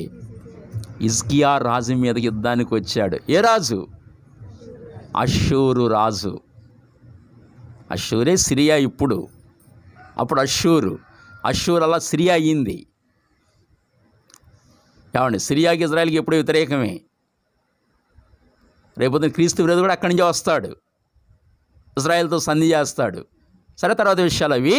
ఇప్పుడు హిజ్కియా కాలంలో అష్షూరు రాజైన సెనహరీబు యుద్ధానికి వచ్చినప్పుడు ఏం జరిగింది? హిజ్కియా ప్రార్థన చేశాడు, కెరూబుల మధ్యన ఆసీనుడమైన దేవా, ఒకసారి నా ప్రార్థన ఆలకించిన ప్రార్థన చేశాడు. అప్పుడేం జరిగింది? ఆ రాజు రాకుండా ఒక్క రాత్రిలో ఒక దూత వచ్చి 185,000 మంది సైనికులను చంపేసింది. అదిగో ఆ ఖడ్గమే రప్పిస్తాడు మళ్ళీ. ఖడ్గం అనగా మరణం. దేవుడే స్వయంగా యుద్ధం చేస్తాడు. ఆ కోణంలో యుద్ధం చేస్తాడు వాళ్ళ సైన్యం మీద. అదొక కోణం. రెండవ కోణం ఏంటంటే ఇప్పుడు మళ్ళీ ఆ వచ్చిన సైనికుల్లోనే ఒకరు కూడా వాళ్ళే చంపుకుంటారు. చాలా ఆశ్చర్యం ఇది. రెండో కోణం రాశాడు మళ్ళీ. అక్కడ ఏం రాశాడు అక్కడ? అమ్మా, ప్రతివాని ఖడ్గము అది వాని సహోదరుని మీద పడును, ఇజ్రాయేల్ మీద పడదు. ఆ వచ్చినోడు సైనికులను ఒకడోడు పొడుచుకుంటారు వాళ్ళు. దేవుడు అలా తిప్పుతాడు ఆ ఖడ్గాన్ని. ఏం అద్భుతం చేస్తున్నాడండి దేవుడు. నేను ఈ వాక్యాన్ని ధ్యానం చేస్తున్నా చాలా సంతోషం కలుగుతుంది. ఏ విషయం మరుగ్గా ఉంచలేదు. ఇవన్నీ లేఖనాల్లో దేవుడు చక్కగా వ్రాయించారు. ఇవన్నీ కూడా ఏమండి ఎంత అద్భుతం అండి. న్యాయాధిపతుల గ్రంథం అండి. న్యాయాధిపతుల గ్రంథము చూస్తారు ఒకసారి. న్యాయాధిపతుల గ్రంథము 7వ అధ్యాయం 22 చదవండి. 7:22. ఆ 300 మంది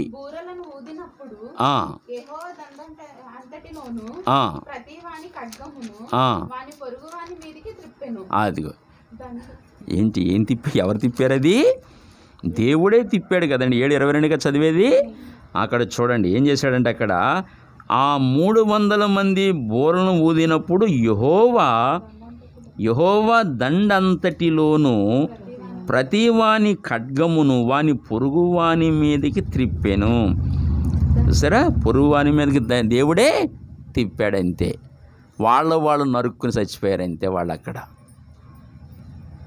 ఏమండి దేవుడే ఆ ఖడ్గాన్ని వాళ్ళ మీదకి తిప్పేశాడంతే. వాళ్ళు నరుక్కుని వాళ్ళు చచ్చిపోయినట్లుగా మనం అక్కడ చరిత్ర మనం గమనించవచ్చు. ఇంకొక వచనం మొదటి సమూయేలు గ్రంథము 14వ అధ్యాయము 20వ వచనము. 14:20.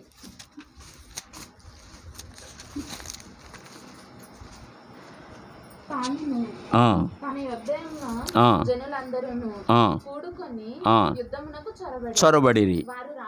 వారు రాగా అదిగో ఫిలిష్తీయులే కలవరపడి ఒకరినొకరు వాళ్ళే హతము చేసుకున్నది. ఇలాంటి సంభవాన్ని మరొకసారి అంచె దినాలలో రష్యా సైన్యములో జరుగుతుంది. దేవుడు ఆ రీతిగా మరొక కోణంలో యుద్ధం చేస్తాడు. దేవుడే స్వయంగా యుద్ధం చేస్తున్నాడు ప్రియారా. ఒకటేమో అష్షూరు రాజు దగ్గర జరిగినట్లుగా జరుగుతుంది. ఏమండి దేవుని దూతలు వచ్చి వాళ్ళ చాలా సైన్యం చంపేస్తుంది. ఆ తర్వాత వచ్చిన సైన్యములోనే ఒకడొకడు పొడుచుకుని వాళ్ళు చనిపోతారు. దేవుడు ఖడ్గం అలా త్రిప్పుతాడంతే, అలా చచ్చిపోతారు. ఆ రెండో విధానంలో దేవుడు ఆ విధంగా చేస్తాడు. మూడవది చూడండి దయవుంచి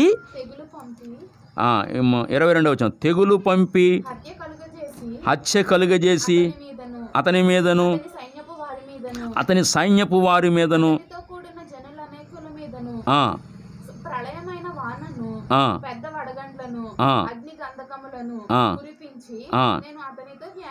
అది 22 ఏమన్నాడు? తెగులు పంపి. ఏమండి మొత్తం సైనికులందరూ యుద్ధానికి రెడీ అయిపోతారు ప్రియారా. ఏమైనా సరే ఇశ్రాయేలుని నాశనం చేసేయాలని మొత్తం సైనికులందరూ రెడీ అయిపోతారు. ఆయా రంగాల్లో ఉన్న వాళ్ళందరూ రెడీగా ఉంటారు. ఇంతలో సడన్గా వాళ్ళకి వాంతులు విరేచనాలు పట్టుకుంటాయి. ఏమండి అంతే, సైన్యం బలహీనం అయిపోద్ది అంతే. వాంతులు విరోచనాలు ఇంకా రకరకాల బలహీనతలు వాళ్ళకు వచ్చేసరికి ఇంకా వాంతులు విరోచనాలు సిద్ధం ఏం చేస్తాడండి వాడు? ఏమండి ఇలాంటి తెగులు పంపించి వాళ్ళకి బలహీనతలు కలిగి చేస్తాడు. చచ్చిపోతారు అంతే వాళ్ళు. తెగులు పంపి హత్య చేస్తానన్నాడు. ఏమండి ఆ విధంగా అది మూడో కోణం. అది ఆ విధంగా యుద్ధం చేస్తాడు. తర్వాత ఇంకా చదవండి.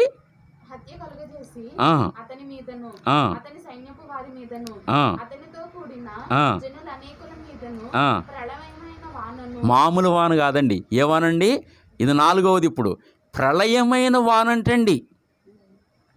కావండి యుద్ధ విమానాలు లెగుస్తాయని ఇలా కాదు, మనం పైనుంచి బాంబులు విడిచిపెడదామని యుద్ధ విమానాలు లేపుదామని అనుకునేసరికి దేవుడు కారు మబ్బులు రప్పించండి భయంకరమైన వర్షాన్ని కురిపిస్తాడండి. ఇంకా సిగ్నల్ కనబడదు, దారి కనబడదు, ఏమీ కనబడదు. యుద్ధాలు విమానాలు ఎక్కడ ఎగురుతాయండి? భయంకరమైన ప్రళయ వర్షాన్ని కురిపిస్తాడట. యుద్ధ విమానాలు ఏమీ చేయలేవు, అవి పని చేయకుండా చేస్తాడు దేవుడు. ఈ వీడికైన తెలివితేటలుంటే ఆయనకు ఉండవండి తెలివితేటలో. ఎలా కంట్రోల్ చేయాలో ఆయనకి తెలియదా? వీడే రకరకాల యుద్ధ సామాగ్రిని సమకూర్చుకొని వస్తే ఇన్ని తెలివితేటలతో మరి మన తలమించిన వాడు కదా ఆయన. అంతే, ప్రళయమైన వర్షాన్ని కురిపించండి, ఆ విమానాలకి దారి తెలియకుండా మొత్తానికి గందరగోళం చేసి పడేస్తాడు దేవుడు. ఏమీ చేయలేదు. ఇలాంటి తరుణములో ప్రళయ వర్షం కురిపిస్తాడు, అదొకటి. తర్వాత అది దానికి తోడు పెద్ద వడగండ్లు అంటండి. ఇక కింద గుర్రాల మీద యుద్ధం చేసేవాళ్ళు నా నెత్తి మీద, ఒక్కొక్కటి నెత్తి మీద పెద్ద పెద్ద వడగండ్లు పడేస్తాడు. ఆ గుర్రాలు తలకాయల మీద పడేస్తాడు. ఏమండి, ఈ వడగండ్లు పడి వీడి తల బద్దలవుద్ది, ఆ గుర్రం తల బద్దలవుద్ది, కింద వీళ్ళ సచ్చూరుకుంటారు. ఆ తర్వాత విమానం ఎగురుతుంటే పెద్ద వడగండ్లు వచ్చి ఆ విమానం మీద పడేస్తాడు, అది కూలిపోద్ది. అసలు రష్యా దాని సైన్యానికి ఏం జరుగుతుందో ఇక వాళ్ళకి తెలియదండి. ఏం జరుగుతుందో ఏమిటో అర్థం కాదంతే, జుట్టు పీక్కుంటూ ఉంటారంతే. ఏంట్రా ఏం జరుగుతుందో అర్థం కాని పరిస్థితులు. దేవుడే మనతో పోరాడుతున్నాడు గ్రహింపు వాళ్ళకి కలగదు. వీళ్ళ దేవుని ప్రజలు, మనం దేవుని ప్రజలతో యుద్ధానికి వచ్చాం కనుక దేవుడే వీళ్ళ పక్షంగా ఉండి మనతో వ్యాజ్యమాడుతున్నాడు అన్న గ్రహింపు వీళ్ళకి కలగదు. ఓ జుట్టు మాత్రం పీక్కుంటారండి వీళ్ళు. తర్వాత ఇంకొకటి, అగ్ని గంధకములను కురిపించి, అది అగ్ని గంధకాలు కురిపిస్తాడండి. అంతే, కాల్ చేస్తాడు. ఇక ఏమండి, అతనితో వ్యాజ్యమాడితే నేను యెహోవానై ఉన్నాని అన్యజనులు అనేకులు తెలుసుకొనున్నట్లు నేను ఘనత వహించి నన్ను పరిశుద్ధపరుచుకొని వారి ఎదుట నన్ను తెలియపరుచుకుందును. ఎంత అద్భుత ఆశ్చర్యకరుడండి దేవుడు. ఏమండి, ఇలా చేస్తాడండి. ఇప్పుడు ఇశ్రాయేలు పర్వతాల మీద అగ్ని గంధకాలు కురిపించడం కాదు, ఇంకో పని కూడా చేస్తాడు దేవుడు. ఇంకో పని కూడా చేస్తాడు. ఏం చేస్తాడు చెప్పనా? ఇక్కడే కాదు, రష్యా మీద కురిపిస్తాడు, మళ్ళీ అక్కడ కురిపిస్తాడు. ఇక్కడ ఇశ్రాయేలు దేశం మీదకి వచ్చారు, ఇక్కడే కాదు మళ్ళీ అక్కడ కురిపిస్తాడు, రష్యా మీద. 39వ అధ్యాయం అండి, యెహెజ్కేలు 39వ అధ్యాయం 6వ వచనమండి. మాగోగు మీదకిని ద్వీపములలో నిర్విచారముగా నివసించు వారి మీదకిని అగ్ని పంపెదను. అప్పుడు అబ్బబ్బబ్బా, చూసారా ఏమన్నాడు? నేను మాగోగు మీదికి అంటే ఇప్పుడు ఎక్కడ? ఇశ్రాయేలు పర్వతాల మీద కాదంటే అగ్ని గంధకాలు కురిపించేది ఎక్కడిప్పుడు? రష్యా దేశం మీద. దేవుని కోపం స్పాట్ వేరు ఇక్కడ. మళ్ళీ రష్యా దేశం మీద కురిపిస్తాడు, అక్కడ కురిపిస్తాడండి. ఇక్కడ సైన్యాన్ని ఇక్కడ బాడు చేశాడు, ఆ దేశం మీద మళ్ళీ కురిపించాడు. అగ్ని గంధకాలు కురిపించాడు ఆ దేశం మీద. అంత మాత్రమే కాదు, ఇక అక్కడ ఇంకో మాట కూడా చెప్పాడు, ద్వీపములలో నిర్విచారముగా నివసించు వారి మీదకి అగ్ని పంపేదను. చూసారా, ద్వీపములలో నిర్విచారముగా ఉన్నారంటే కొంతమంది. నిర్విచారం అంటే పాపం విచారం లేదు, మంచిగా ఉన్నారు, యుద్ధం ఏదో అలాగేదో జరుగుతుంది అనుకుంటున్నారు వీళ్ళు. ద్వీపాల్లో పేరుగాంచింది ఏది? ఇంగ్లాండ్. అదొక దీవి, ఇంగ్లాండ్ దీవి. అలాగే ఇంచుమించుగా అలాంటి కొన్ని దేశాలు ఉన్నాయి, దీవులు గల దేశాలు కొన్ని దేశాలు ఉన్నాయి. ఇంచుమించుగా అమెరికా కూడా ఆ కోవలోకి వస్తుంది అనుకుంటా. వారి చుట్టూ సముద్రం ఉంది, అవి దీవులు. ఇంగ్లాండ్ ఒక దీవి. మీకు ప్రపంచ పటాలు చూస్తే అర్థమవుతాయి ఈ విషయాలు. ఇప్పుడు నిర్విచారంగా ఉన్న ఆ దీపాల్లో కూడా, ఆ దీవుల్లో కూడా దేవుడు ఏం కురిపిస్తాడంటే అగ్నిని కురిపిస్తాడు. ఇలాగ దేవుడు కురిపించి తన్ను తాను మహిమపరుచుకుంటాడండి, తన్ను తాను ఘనపరుచుకుంటాడు. భయంకరమైన యుద్ధం దేవుడే చేస్తాడు. తన ప్రజల మీదకి వచ్చిన రష్యా దాని మిత్ర దేశాలకి దేవుడే తీర్పు తీరుస్తాడు. స్వయంగా దేవుడే యుద్ధము చేస్తాడు. కనుక అంచె దినాలలో ఇంకా కొన్ని విషయాలు ఉన్నాయి. మరి నేను ముగిస్తున్నాను, టైము సరిపోదు కనుక ముగిస్తున్నాను. నేను వచ్చే విషయాలు దేవుని చిత్తమైతే వచ్చే వారం వివరిస్తాను. గమనించాలి, అంచె దినాలలో రష్యా దాని మిత్ర దేశాలు ఇజ్రాయేలు మీద దేశానికి యుద్ధానికి వస్తున్నప్పుడు ఏం గుర్తుపెట్టుకోవాలి?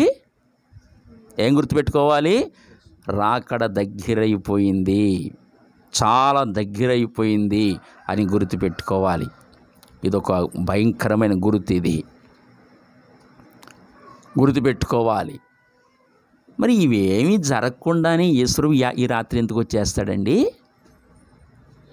మన బోధకు శిఖామణులు చేసే బోధలో ఏమండి, అసలు పేరు ప్రఖ్యాతిగాంచిన బోధకులు చేసే బోధలు ఇవి. అసలు వాళ్ళ పేరు ఎంత అంతా కాదు, గొప్ప పేరు ప్రఖ్యాతిగాంచిన బోధకులందరూ కూడా ఈ రాత్రి ప్రభు వస్తూ నువ్వు ఎక్కడుంటావు అంటాడు. మరి ఇదంతా ఈ ప్రవక్తలు ఇవన్నీ రాసిన విషయాలు ఏమైపోవాలి?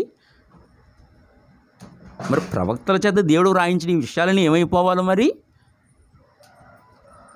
ఈ రాత్రి ప్రభు ఎందుకు వస్తాడండి? రేపు రాత్రి ప్రభు ఎందుకు వస్తాడండి? ఈ సంవత్సరాంతంలో ప్రభు ఎందుకు వస్తాడండి? మరి ఇవేమీ జరగొద్దా భూమి మీద? అందుచేత ప్రభువునందు ప్రియులారా గమనించాలి, ప్రభువు రాకడ ముందు ఈ సంభవాలన్నీ సంభవిస్తాయి. రాకడకు ముందు ఈ సంభవాలు సంభవిస్తాయి. రాకడకు ముందు రష్యా దాని మిత్ర దేశాలు ఇజ్రాయెల్ మీద యుద్ధానికి వస్తాయి. ఈ సంభవం భూమి మీద జరగాలి. ఇది జరుగుతున్నప్పుడు వెంటనే రాకడ అతి సమీపమని గుర్తించి ఉన్నతంగా సిద్ధపడాలి. అంతవరకు నిశ్చయంగా ధైర్యంగా మనం ఉండాలి. అంత మాత్రమే కాదు, రాకడ గుర్తులన్నీ ఇచ్చాడు. మా పోకడ గుర్తులేవి ఉన్నాయా? నీ పోకడ నా పోకడ గుర్తులు ఉన్నాయా? ఈరోజు ఉదయకాలం 3 గంటలకు వెళ్ళి ప్రార్థించాను. ఎవరి కొరకంటే పెచ్చెటి కోటేశ్వరరావు గారి కొరకు. ఆయన నిన్నటి దినాన్ని ప్రభువునందు నిద్రించారు.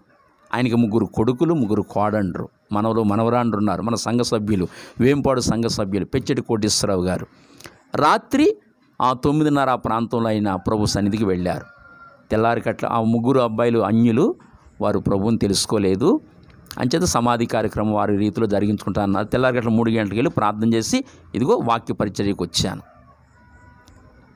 ఏ టైంకి ఏం సంభవిస్తుందో తెలియదు. కనుక నీ పోకడికి నా పోకడి గుర్తులేవి. కనుక సిద్ధపడి ఉండాలి, ఎళ్ళవేళలా సిద్ధపడి ఉండాలి. ఆయన కొరకు సిద్ధపడి పరిశుద్ధంగా జీవించాలి. నీ హృదయం స్థితి ఎలా ఉంది? నీకు దేవుడు మాట్లాడు, నీ హృదయ స్థితి ఎట్లా ఉంది? నువ్వు ఏ రీతిగా సిద్ధపడుతున్నావు? ప్రభుని ఏ రీతిగా సేవిస్తున్నావు? నీ హృదయ పరిశుద్ధత ఏ విధంగా ఉంది? నువ్వు ఆలోచించుకోవాలి, నిన్ను నువ్వు పరిశీలించుకోవాలి, నిన్ను పరీక్షించుకోవాలి. ఈ పోకడ ఎప్పుడో తెలియదు కదా. ఆయన రాకడ జరుగుతుంది. మొదటి రాకడ గురించి వ్రాయించాడు ప్రవచనాలు, అలాగే వచ్చాడు ఆయన. రెండవ రాకడ గురించి కూడా చెప్పించాడు. వస్తాడు ఆయన, ఖచ్చితంగా వచ్చి తీరుతాడు. అంచె దినాల్లో ఉన్నాం, జరుగుతున్నాయి. ఏం చెప్పాడు? అన్నీ జరుగుతున్నాయి. ఆయన రానే వస్తాడు. కానీ నీ పోకడ గుర్తులేమున్నాయి? నీ జీవము ఏ పాటు ఇంతలో కనబడి అంతలో మాయమయ్యే నీటి బుడగ అన్నాడు, నీటి ఆవిరి అన్నాడు, త్రాసు మీద ధూళి వంటి వాడు అన్నాడు, జీవం ఏ పాటిది అని చెప్పాడు. కనుక నువ్వు మంచిగా సిద్ధపడాలని దేని వాక్యం తెలియచేస్తుంది. విశ్వాసంలో బలహీనుడు కాకుండా, వ్యర్థమైన ఆలోచన హృదయంలో లేకుండా నీ మనసు దేవుని వైపు తిప్పుకొని విశ్వాసమునకు కర్తయు దాన్ని కొనసాగించేవాడిని యేసు వైపు చూడు. అంతేగాని వ్యర్థమైన చెత్త వైపు చూడకు. ఈ లోకంలో వ్యర్థమైన చెత్త వైపు చూడకుండా యేసు వైపు మాత్రమే చూస్తూ నీ విశ్వాస జీవితాన్ని కొనసాగించు. అంతేగాని వ్యర్థమైన చెత్త నొల్లుకుని దాన్ని పాడు చేయకు. నీ హృదయాన్ని, దేవాలయం కూడా వస్తే నీ హృదయాన్ని పాడు చేయకు. పవిత్రపరుచుకో, పరిశుద్ధుడిగా జీవించు, సిద్ధపడు. యోగ్యంగా బల్లలోకి రమ్మని ప్రభు నిన్ను కోరుతున్నాడు కనుక నీ హృదయాన్ని పరిశీలించుకొని బల్లలోకి రమ్మని మనం చేస్తున్నాను. అట్టి కృప దేవుడు మనందరికీ దయచేయునుగాక. ఆమేన్. ఇజ్రాయిల్ దేశం మీదకి యుద్ధానికి వస్తాయని ఒక గుర్తును మాకు తెలియచేసావు నాయన. ఎంత మంచి దేవుడవు తండ్రి.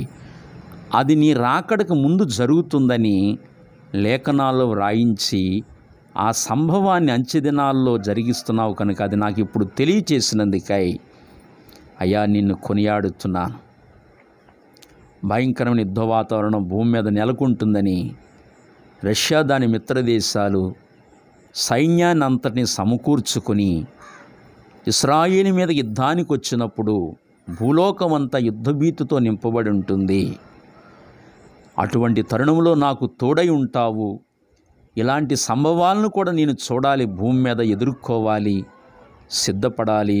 భయభీతుడిని కాకుండా సిద్ధపడి నీ వద్దకు రావాలని ముందుగానే ఈ విషయాలన్నీ నాకు తెలియచేస్తున్నావు తండ్రి.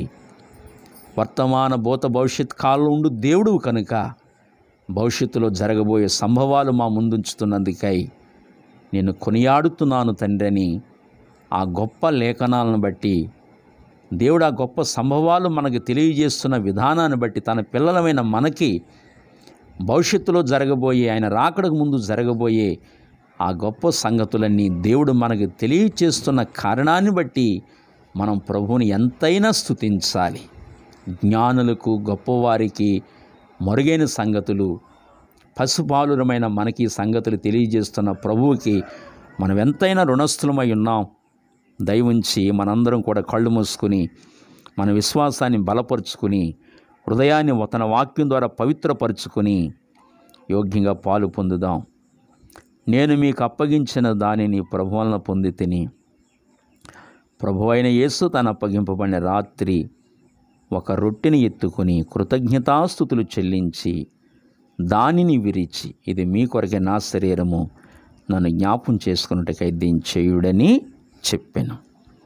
ప్రేమ కలిగిన తండ్రి, పరిశుద్ధుడైన ప్రభువా నీ కొందనాలు. ఇంతవరకు అంచె దినాలలో అనగా నీ రాకడకు ముందు భూమి మీద జరగబోయే సంభవాన్ని మా కళ్ళ ముందు మీరు చిత్రీకరించినందుకు స్తోత్రాలు.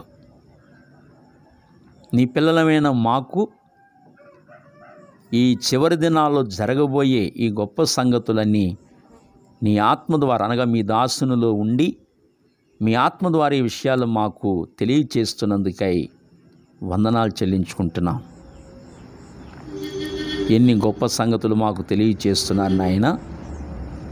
లోక జ్ఞానులకి, గొప్పవారికి అందని సంగతులు పసిబాలురమైన మాకు తెలియచేస్తూ మమ్మల్ని సిద్ధపరుస్తున్న విధానం కొరకు మీ కొందనములు స్తోత్రాలు చెల్లించుకుంటూ ఈ మాటలని వింటున్నప్పుడు తండ్రి మా విశ్వాసాన్ని బలపరుచుకోవాలని, మా మనస్సాక్షిని నీ వాక్యమనే నీళ్ల చేత కడుక్కుని పవిత్రపరుచుకోవాలని, విశ్వాసంలో బలహీనులుగా ఉండకూడదని, చక్కగా సిద్ధపడి పరిశుద్ధులుగా సిద్ధపడి ఉండాలని ఇంతవరకు మమ్మల్ని హెచ్చరించినందుకై మీ కొందరములు స్తోత్రాలు చెల్లించుకుంటున్నాం.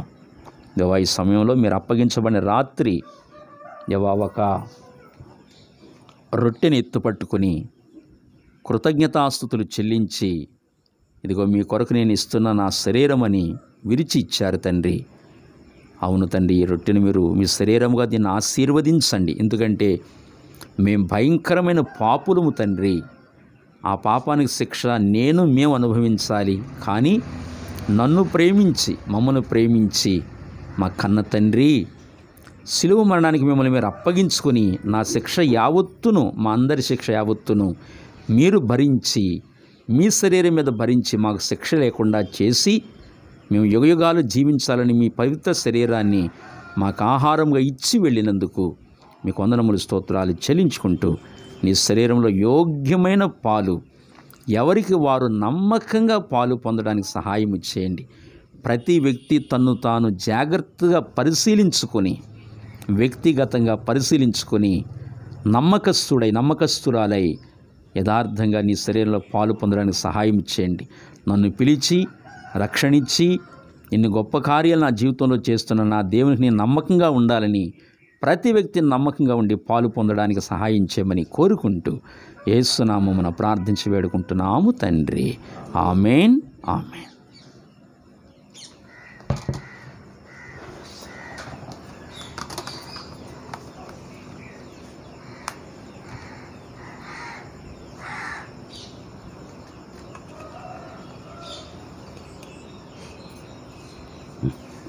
మీ కుడి చేతులు చూపించండి.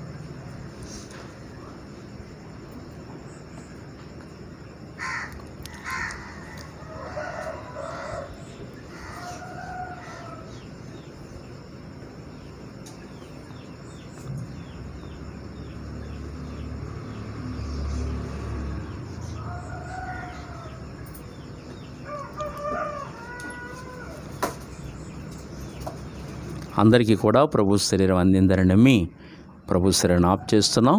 ప్రార్థన చేసుకుని ప్రభు శరీరాన్ని తీసుకుందాం. పరిశుద్ధుడైన గొప్ప దైవమా, మీ వందనాలు, స్తోత్రాలు తండ్రి. నువ్వు పవిత్రుడివి నాయన. అందుకే మరణాన్ని జయించి తిరిగి లేచిన దేవుడవు. నీ పవిత్ర శరీరములో యోగ్యమైన పాలు మాకు అనుగ్రహించమని ప్రతివారు తండ్రి విశ్వాస జీవితంలో బలవంతులై ఉండి మంచి మనస్సాక్షితో, పవిత్రమైన మనస్సాక్షితో నీ శరీరంలో పాలు పొందే కృప దయచేయమని కోరుకుంటూ యేసు నామమున ప్రార్థించి వేడుకుంటున్నాము తండ్రి. ఆమేన్. పాలు పొందండి ప్రభు శరీరంలో.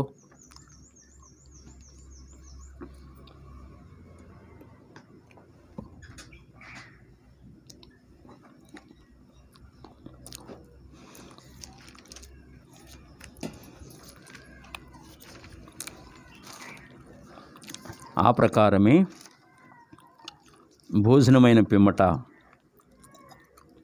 ఆయన పాత్రను ఎత్తుకొని, ఈ పాత్ర నా రక్తము వలన క్రొత్త నిబంధన, మీరు దీనిలో త్రాగునప్పుడు నన్ను జ్ఞాపకం చేస్తున్నట్టుగా దీన్ని చేయుడని చెప్పాను.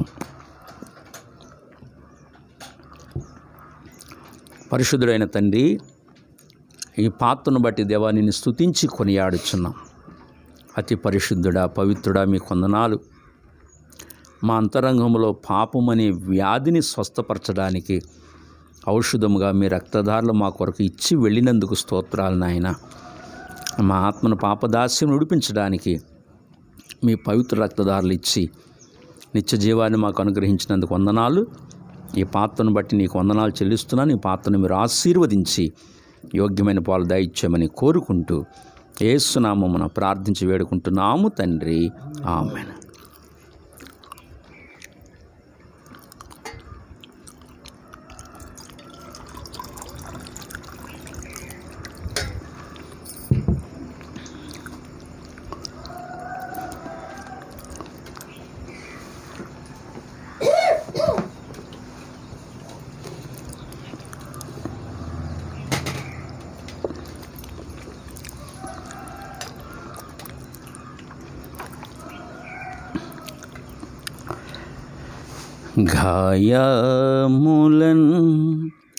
గాయములన్ నా కొరకై పొందేను.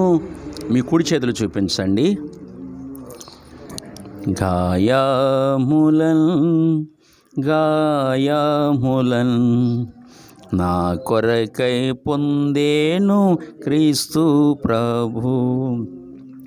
స్వరూపమైన సొగసైన లేదు, దుఃఖభరితుడాయను. స్వరూపమైన సొగసైన లేదు, దుఃఖభరితుడాయెను. వ్యాధిగ్రస్తుడుగా వ్యాకులముందెన్, వీక్షించి త్రిప్పిరి ముఖముల్. వ్యాధిగ్రస్తుడుగా వ్యాకులముందెన్, వీక్షించి త్రిప్పిరి ముఖముల్. గాయములన్ గాయములన్ నా కొరకై పొందేను క్రీస్తు ప్రభు.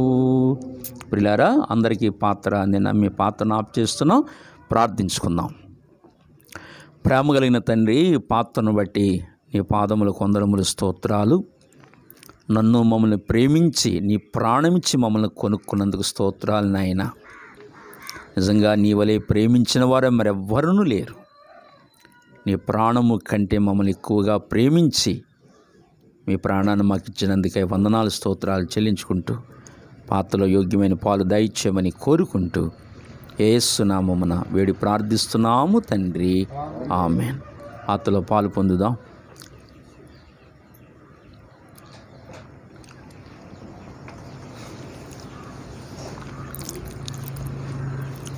మిగిలిన రక్త మాంసం వరకు ప్రార్థించుకుందాం. ప్రేమ కలిగిన తండ్రి, మహాపరిశుద్ధుడు అయిన ప్రభు, మమ్మల్ని మిక్కిలిగా ప్రేమించిన మా కన్న తండ్రి, నీ పాదములను ముద్దాడి మీ కృతజ్ఞతలు చెల్లించుకుంటున్నాం.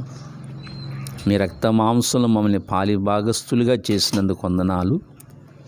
ఈ వారం కూడా మమ్మల్ని సజీవ లెక్కలో ఉంచి నీ నోటి మాట వినడానికి, మీ రక్త మాంసంలో పాలు పొందడానికి కృపనిచ్చారు తండ్రి.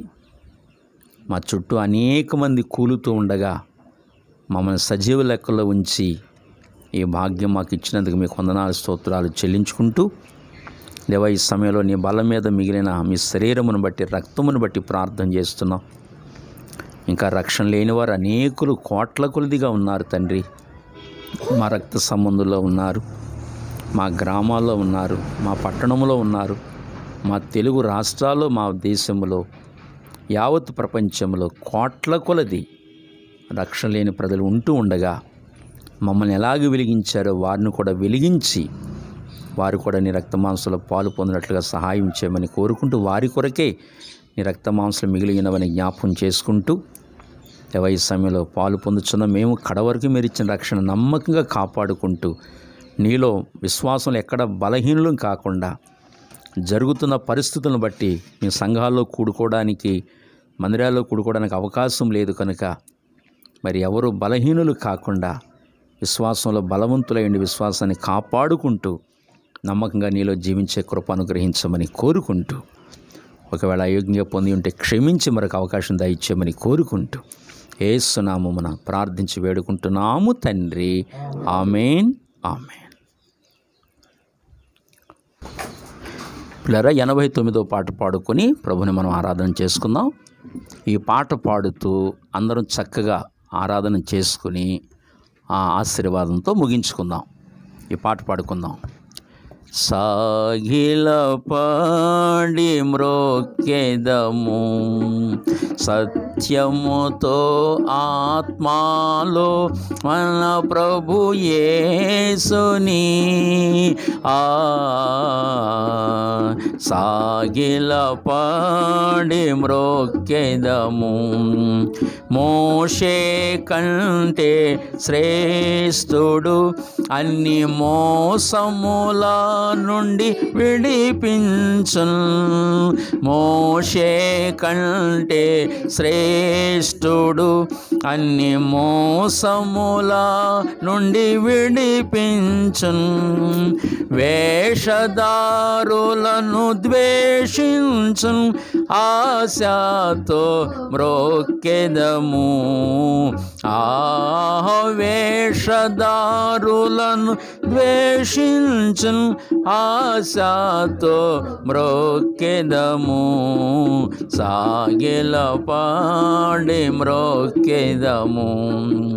సత్యముతో ఆత్మలో మన ప్రభు యేసుని సాగిల పాడి మ్రొక్కెదము.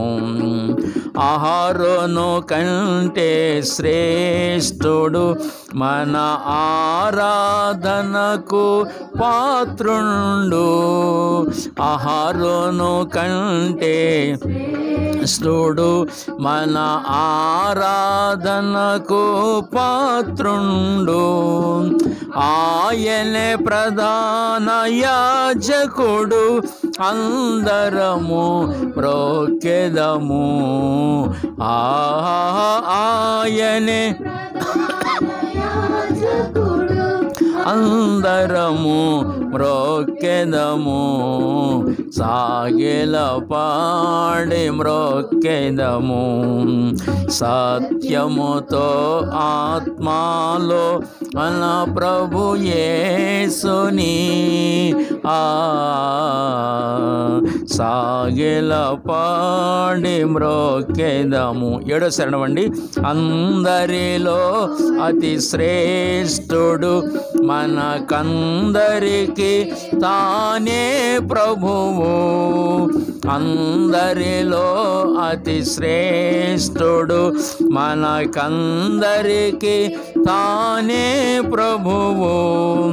హల్లెలూయకు పాత్రుండు, అనుదినము మ్రొక్కెదము. హల్లెలూయకు పాత్రుండు, అనుదినము మ్రొక్కెదము. సాగిల పాడి మ్రొక్కెదము. సత్యముతో ఆత్మలో మన ప్రభు యేసుని సాగిల పాడి మ్రొక్కెదము. పిల్లారా, ఆరాధన చేసుకుని ముగించుకుందాం. అందరూ తల్ల వంచండి, ఆరాధన చేసుకుందాం. ప్రేమ కలిగిన మా మహాపరిశుద్ధ పరమ తండ్రి, మమ్మల్ని మిక్కిలిగా ప్రేమించిన మా ప్రాణప్రియుడా, మీ ప్రాణము కంటే ఎక్కువగా మమ్మల్ని ఎంచి మీ ప్రాణమిచ్చి రక్తమిచ్చి మమ్మల్ని కొనుక్కున్నారు తండ్రి. క్షయమైపోయే వెండి బంగారము వంటి వస్తువుల చేత మమ్మల్ని విమోచించలేదు, కానీ నాశనము లేని మీ జీవమునిచ్చి ఆ నిష్కళంకము గల రక్తాన్నిచ్చి మమ్మల్ని విమోచించినందుకై, నీ ప్రాణం బలిగా మాకిచ్చి మమ్మల్ని విమోచించినందుకై నిండు మనసుతో మీ కృతజ్ఞతలు చెల్లించుకుంటున్నాం. మీరు నాకిచ్చిన ఈ గొప్ప రక్షణ కొరకై, అలా మా సంఘ ప్రియులందరికీ మీరు ఇచ్చిన గొప్ప రక్షణ కొరకై నిండు మనసుతో సాగిలపడి నేను స్తుతించి కొనియాడుచున్నాం. ప్రేమ కలిగిన తండ్రి, మేము నశించుడు నీకెంత మాత్రం ఇష్టము లేదు నాయన. ఇంత గొప్ప రక్షణ మాకిచ్చి, ఇంత గొప్ప వెలుగు మాకిచ్చి, ఇన్ని గొప్ప మాటలు మాతో మాట్లాడుతూ మా ఆత్మల్ని బలపరిచి స్థిరపరుస్తున్నందుకై వందనాలు తండ్రి. నీ రక్త మాంసలు మనల్ని పాలిభాగస్తులుగా చేశారు. నీ స్వరాన్ని మాకు వినిపించారు. నీ నోటి మాట మాకు వినిపించారు. అంత్యకాలంలో జరగబోయే గొప్ప సంగతులన్నీ మాకు తెలియపరిచినందుకై వందనములు, స్తోత్రాలు చెల్లించుకుంటూ, నా వ్యక్తిగత మా అందరి జీవితాల్లో మీరు చేస్తున్న సకల విధములైన మేలులు, ఉపకారములు, మహోపకారములు, భౌతిక సంబంధమైన, ఆత్మ సంబంధమైన ప్రతి మేలు కొరకై నిండు మనసుతో మీకు కృతజ్ఞతాస్తుతులు చెల్లించుకుంటూ, ఈ నా స్తుతి ఆరాధన, సంఘం అర్పించిన ఆరాధన యేసు ప్రభుని ద్వారా ఆరాధించి మహిమపరుచుకొనుచున్నాము తండ్రి. ఆమేన్, ఆమేన్. మన తండ్రి అయిన దేవుని దీవెనయు, పరిశుద్ధాత్మిక అన్యోన్య సహవాసము, క్రీస్తువారి యొక్క నిత్య కృప చేరువచ్చిన మనకని, ఆయన బిడ్డలందరికీ సదాకాలము దేవుడు తోడైండి నడిపించును గాక. ఆమేన్, ఆమేన్. పిల్లలందరికీ వందనాలండి. God bless you. సాయంకాలం కూడా లైవ్ ఉంటుంది. అందరూ చక్కగా పాలు పంపులు పొందండి. అందరూ లైవ్ కార్యక్రమాన్ని చూడండి ప్రియులారా. మన కార్యక్రమాలు ప్రోత్సహించండి, బలపరచండి, ఇతరులకు షేర్ చేయండి. మీరు కార్యక్రమాలు చూడండి, ఏమండి, ఇతరులకు పరిచయం చేయండి. అంత్యకాల సంభవాల గురించి దేవుడు మాట్లాడుతున్నారు కనుక ఇతరులకు పరిచయం చేయండి. చక్కగా మీరు కూడా చూడండి, ప్రోత్సహించండి పరిచర్యను.